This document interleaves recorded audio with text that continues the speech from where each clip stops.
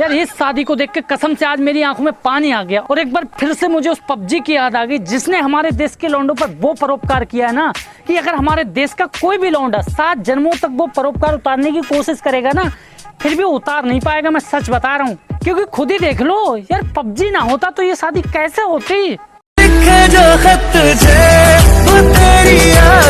एक सेकंड रुक, तू पबजी खेलती है? ले मैं तो प्रो प्लेयर हूँ। माँ बहू मिल गई। और भाई साहब सबसे ज्यादा दुख मुझे उन लौंडों का है ना जो नॉन वेज नहीं खाते हैं या फिर पंडित हैं। अब बेचारे चिकन डिनर कैसे करेंगे? अरे घर तो पहले से ही नहीं कर पाते थे, पबजी एक सहारा था। और मुझे तो इस शर्मा जी के लौंडे पे बहुत तरस आ रहा है, बेचारा दिन रात चिकन डिनर करता रहता था पबजी में। पबजी बैन हो गया बेचारा, अब क्या करेगा यार।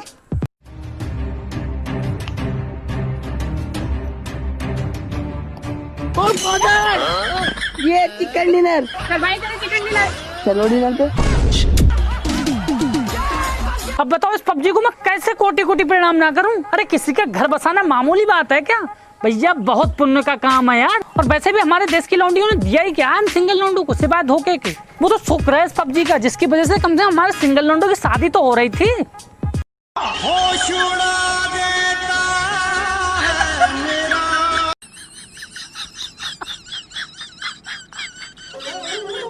और मुझे तो उन लड़कों पे भी बहुत तरस आ रहा है जो मेरी तरह घोर सिंगल थे और कम से कम पबजी के बहाने उनसे बात कर लिया करते थे, क्योंकि लड़कियां हम जैसे सिंगल लौंडों को घास नहीं डालती थी। अब बताओ हम कहाँ जाते? हमारा भी दिल था, हमारा भी मन करता था बात करने का यार। तो बताओ मजबूरी में ये सहारा लेना पड़ता था हमको उनसे बात करने के लिए।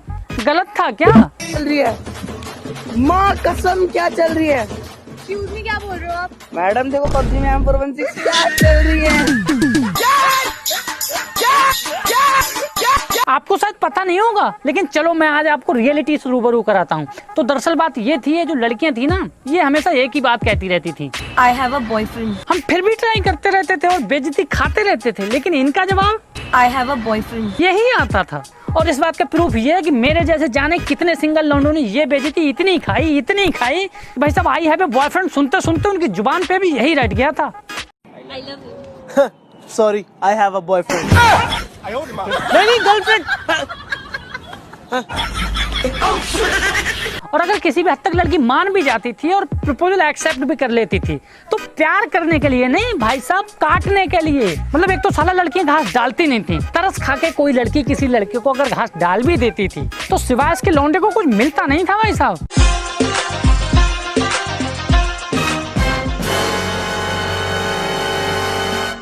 आज भी ख्याल तेरा सोने नहीं देता, आज भी मुझे किसी का होने नहीं देता।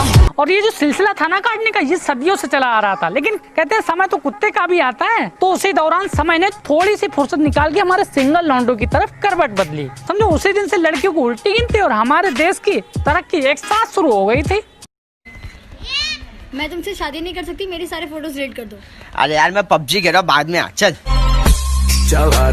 निकल मेरी जिंदगी से तेरी। और ये एक केस नहीं था, मुझे तो ऐसा प्रतीत होता था कि मानो भगवान ने स्वयं ये सब्जी हम सिंगल लौंडों को भेजकर आदेश दिया है कि बेटे जाओ, अब तुम रूख ही नहीं खाना, तुम सब्जी के साथ खाना। तो ये सही बात है, क्योंकि एक समय था कि जब लड़कियां लड़कों से ब्रेकअप करती थी और ये सब्जी आने के बाद लड़के लड़कियों से। हाँ भाई चल चल चल, बेबी ड्रॉप के पास चलेंगे। बेबी सुनो ना, बेबी सुनो ना। हाँ वो कार उठा ले भाई। ले अब उठा ले कार, अब उठा ले। निकाल भाग यहाँ से। वाह प्रभु वाह। नहीं ये बात सच है कि जब तक हमारे लौंडों ने ये सब्जी नहीं खाई थी तब तक हमारे लौंडों को जो हाल था ना वो ये था।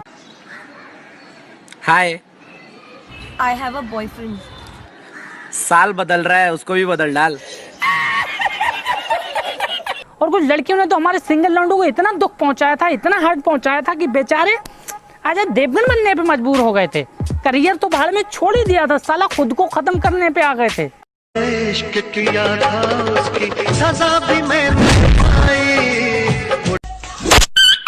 मगर मैं कोटि कोटि प्रणाम करना चाहूंगा उस ऊपर वाले का जिसने हम सिंगल लौंडों को ये सब्जी भेजकर उन सभी लौंडियों से बदला लेने का अवसर प्रदान किया यार। नहीं सही में अब हमारे लौंडों ने भाई साहब इन लौंडियों की वो हालत कर दी थी कि खुद ही ब्रेकअप करने पे मजबूर हो गई थी यार। आप सिंगल हो या मैरिड? सिंगल। आपको कैसा लड़का चाहिए? शराब पीता होगा तो भी चलेगा, सिगरेट पीता होगा तो भी चलेगा, यहाँ तक कि चैनी का नहीं खाता होगा तब भी चलेगा, बट वो पबजी नहीं खेलता होना चाहिए। मगर यार जब से सब्जी की छत्र छाया हमारे लौंडों पे पड़ी थी ना, तो फायदा तो बहुत नजर आ रहे थे, मगर थोड़े ज्यादा फायदा नजर आने लगे थे यार, क्योंकि इनकी पढ़ाई तो उस लेवल की हो रही थी ना कि पूछो ही मत। और अंग्रेजी में तो इन्होंने भाई साहब टॉपर्स को फेल कर दिया था। अब आप खुद बताओ, आपको पबजी की फुल फॉर्म पता है? नहीं पता होगी भाई साहब।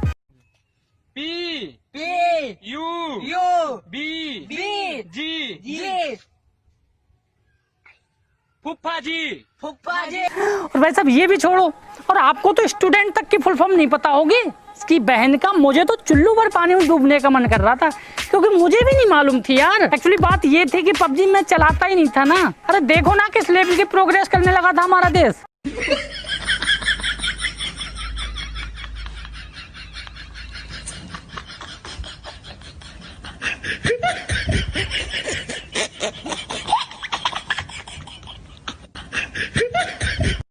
पबजी बैन हो गया, मुझे बड़ा दुख हो रहा है। अच्छा खासा देश की तरक्की में लगे हुए थे लौंडे, अब किसकी तरक्की करेंगे जब पबजी नहीं रहा तो। बेचारों में कितनी शिद्दत थी यार, देखो ना। भाई वो देख तेरे गर्लफ्रेंड का बाप आ रहा है। Enemies ahead. अब Get to the safe zone. और मैं तो यार ये सोच में पड़ गया था कि आखिर ये लौंडे इतनी तरक्की कर कैसे पा रहे हैं, आखिर रीजन क्या है।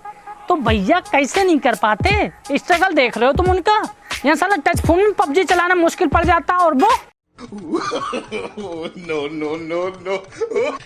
ओ भाई मारो मुझे, मारो मुझे। और भाई साहब ये सिर्फ पबजी नहीं चला पाएंगे उसमें, ये पता नहीं क्या क्या चला देंगे उसमें। बस लौंडा जो है ना वो शौकीन होना चाहिए, मगर भैया पृथ्वी इतनी छोटी नहीं है, ऐसा ऐसा शौकीन लौंडा पड़ा है ना, खुद ही देख लो।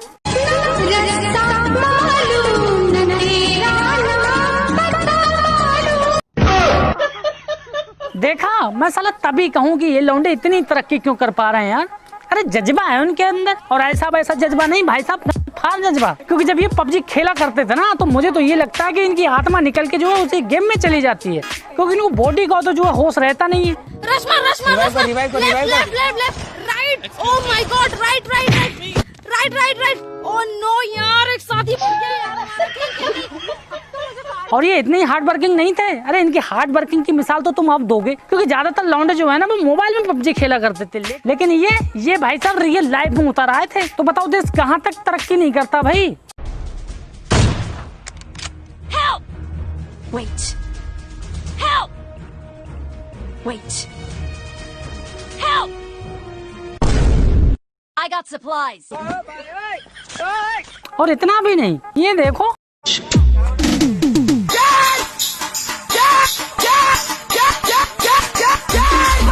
मगर बात यहाँ पे आती है, जब आपका देश पबजी से इतनी तरक्की कर रहा था तो फिर बैन क्यों किया। तो भैया इसका जवाब ये है कि इस तरक्की में सिर्फ लौंडे ही शामिल नहीं थे, पिल्ले भी शामिल थे, जो लौंडों से अच्छा खेल रहे थे। अब अच्छा खेलेंगे तो बैन तो होगा ही, जाहिर है।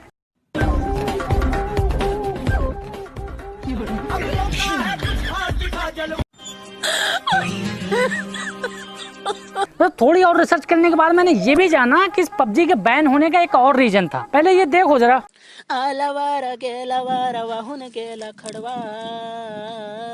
भाई साहब इस गाने की जो लैंग्वेज है ना, इसको डिकोड करते करते हमारे साइंटिस्ट मर गए थे, लेकिन डिकोड नहीं कर पाए, लेकिन पबजी प्लेयर ने इसको डिकोड कर दिया। अब एक बात बताओ, जब ये साइंटिस्टों का काम ये पबजी प्लेयर करने लगेंगे तो साइंटिस्ट के घास छोलेंगे। एक मिनट देखो जरा, आला बारा केला बारा। दरअसल इस गाने में बहुत बड़ा रहस्य छुपा हुआ है। आला बड़ा अर्थात आलू का बड़ा, केला बड़ा अर्थात केला का बड़ा, वहु न केला खड़वा अर्थात वुहान में खड़े केले के पेड़ के नीचे, पानी अड़वा अर्थात पानी और अंडा। आपको शायद पता नहीं होगा, टिकटॉक भी इसलिए बैन हुआ था, क्योंकि दरअसल बात ये थी ना कि टिकटॉकर्स जो थे वो इंडिया के सारे धंधे बंद कराने पे तुले हुए थे। अब जो धंधे वाले होंगे वो कुछ तो करेंगे ही, जैसे कि ये भी एक प्रकार का धंधा था, और ये टिकटॉक पे चालू हो गया था भाई। अन्ना है क्या, मारेगा क्या? आज मन नहीं है फिर कभी।